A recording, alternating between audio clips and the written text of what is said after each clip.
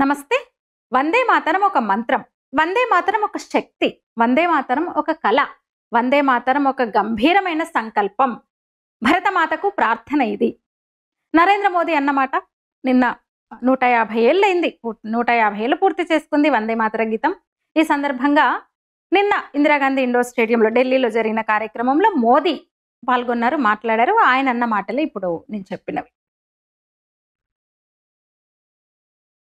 అదే సమయంలో మన తొలి ప్రధాని నెహ్రూ ఒక మాట అన్నారు. వందే మాతరాన్ని జాతీయ గీతంగా అంటే మంథన్ జరుగుతున్న టైంలో, చర్చలు జరుగుతున్న టైంలో వందే మాతరాన్ని మనం పూర్తి వందే మాతర గీతాన్ని మన జాతీయ గీతంగా అధికారికంగా మనం పెట్టుకుందాం అనుకున్న టైంలో ఆయన అన్నమాట, వందే మాతరంలో మతపరమైన అర్థాలు ఉన్నాయి. అవి కొందరి మనోభావాల్ని దెబ్బతీస్తాయి.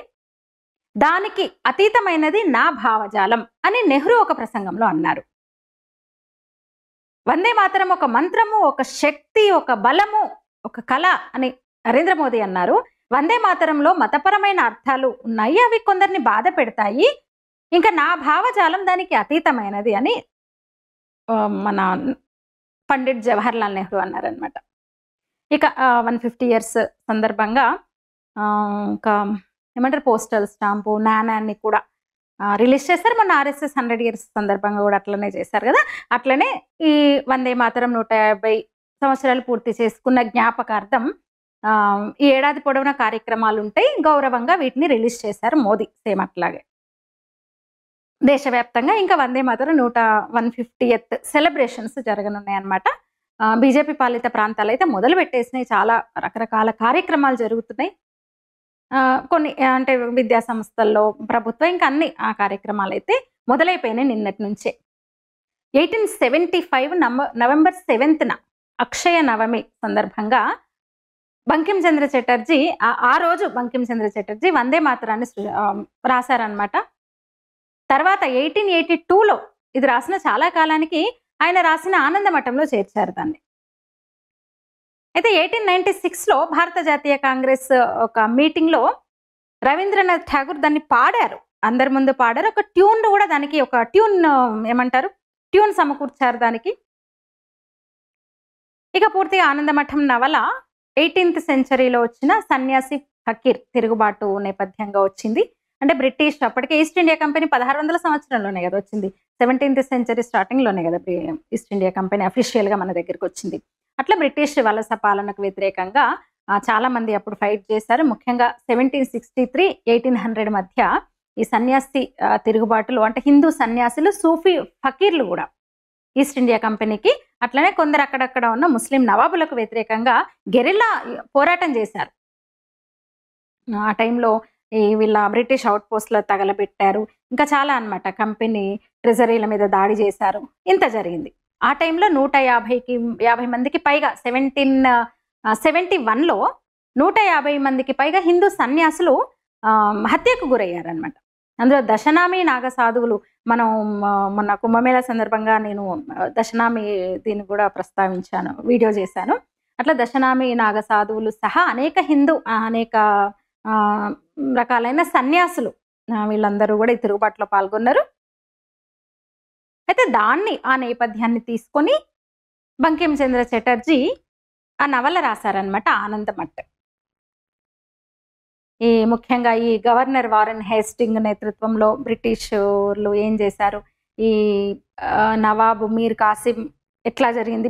ఆ టైంలో కరువు, బెంగాల్లో చాలా కరువు వెంటాడింది బెంగాల్ ఆ టైంలో. దానికి వ్యతిరేకంగా వీళ్ళు తిరుగుబాటు చేయడము, అట్లా ఆయన నోటంట వచ్చిన ఈ వందే మాతరం పంచాక్షరి మంత్రం ఈ కోట్లాది మందిని ఎట్లా తట్టి లేపిందో అందరం చూసినాం.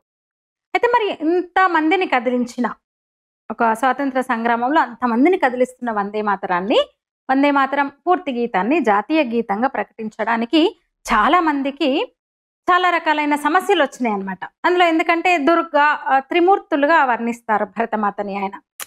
ఈ నేలను, ఈ సస్యశ్యామలాన్ని, భరతమాత స్వరూపాన్ని ఆయన సాక్షాత్కరిస్తూ ముగురమ్మలుగా చెప్తాడు. దుర్గా, లక్ష్మి, సరస్వతి రూపమే అమ్మ.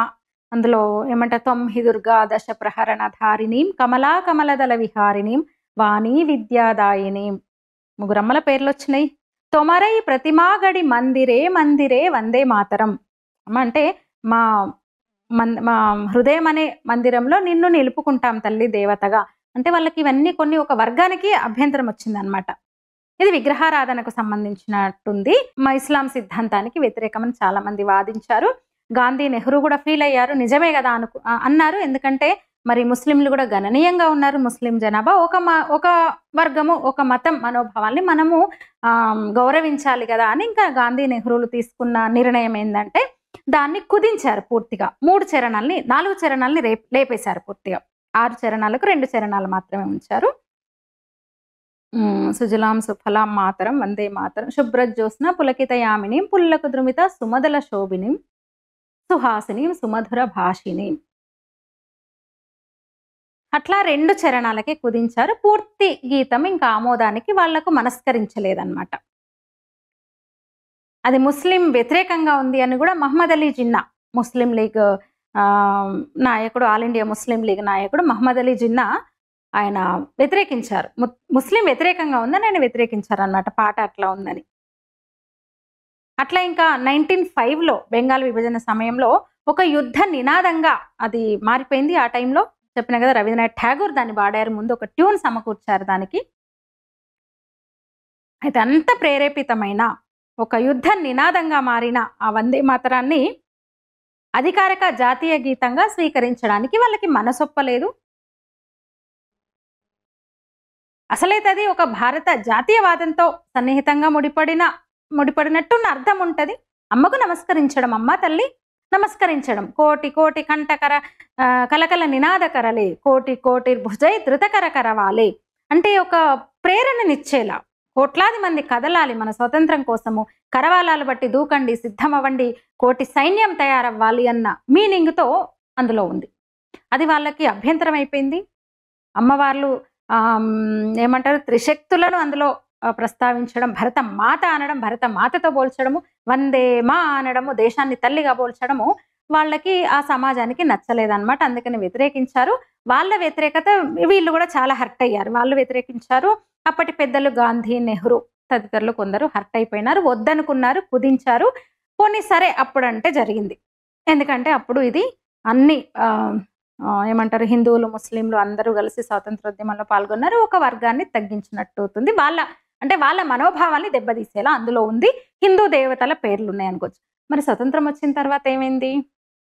భరతమాతను తల్లిగా చూడలేదు, దేవతగా చూడలేదు, తల్లిగా కూడా చూడలేకపోయారు. ఎందుకంటే ఇస్లాం సిద్ధాంతానికి వ్యతిరేకం, అల్లాకు వ్యతిరేకం, అల్లా మాత్రమే మా దేవుడు, ఇంకో రూపాన్ని మేము పూజించము అని కదా. మరి స్వతంత్రం వచ్చిన తర్వాత ఏమైంది? మత ప్రాతిపదికన కదా దేశాన్ని విడదీశారు. గాంధీ, నెహ్రూ, జిన్నా ముగ్గురు కలుసుకుని ముస్లింలకు అన్యాయం జరుగుతుంది, ముస్లిం జనాభాకి ఇంకా ఒక ప్రత్యేక దేశం ఏర్పాటు చేయాల్సిందే, పాకిస్తాన్ హిందుస్థాన్గా ఏర్పాటు చేద్దాము, ముస్లింలది పాకిస్తాను, హిందువులది హిందుస్థాను అని ఏర్పాటు చేసినప్పుడు ఇక్కడ కూడా మన ఇష్టం ప్రకారము వందే మాతరాన్ని పూర్తిగా పాడడానికి వీల్లేదు. అట్లనే చేశారు వాళ్ళు. అంత మాత్రమే కాకుండా సెక్యులర్ కంట్రీని చేశారు. ఆ కుటుంబమే, ఆ పార్టీ నాయకురాలే. ఎవరిని అడిగి చేసిందో తెలీదు. ఎక్కడ పార్లమెంట్లో చర్చ జరగలేదు, ఎంపీల ఆమోదము లేదు. తన సొంతానికి పీఠికనే మార్చింది, ప్రియాంబుల్నే మార్చింది. ఎంత ఘన నాయకురాలు, ఎంత ఆ పార్టీ, ఆ కుటుంబ ఘన చరిత్ర మీరు అర్థం చేసుకోండి. వాళ్ళు చేసిన ఘనకార్యాలు ఏంటో మీరు అర్థం చేసుకోండి. ప్రియాంబిల్ని, ప్రవేశికను, రాజ్యాంగ ప్రవేశికనే మార్చింది ఇందిరాగాంధీ. సామ్యవాదం, లౌకికవాదం అనే దాన్ని తీసుకురావడం ద్వారా అట్లా దేశ విభజన అయినా సరే, మత ప్రాతిపదికన దేశ విభజన అయినా సరే, ఈ దేశం హిందుస్థాన్ అయినా సరే తగ్గి ఉండాల్సిందే. హిందువుల మనోభావాలు మాత్రం ఎంత దెబ్బతిన్నా పర్లేదు, వీళ్ళ అభిప్రాయాలకు విలువ ఉండదు, గౌరవం ఉండదు.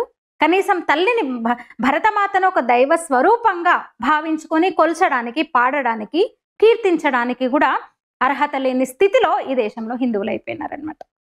4 చరణాల్ని తెగ్గొట్టేసి ఆయన అక్షరీకరించారు కదా భరతమాతను కీర్తిస్తూ, వీళ్ళు వికృతీకరించారు. అట్లా కాంగ్రెస్ పార్టీ, నాటి కాంగ్రెస్ పార్టీ దేశ విభజనకు ముందు మహమ్మద్ అలీ జిన్నా నేతృత్వంలోని ముస్లిం లీగ్ ఆదేశాలకు లొంగిపోయింది.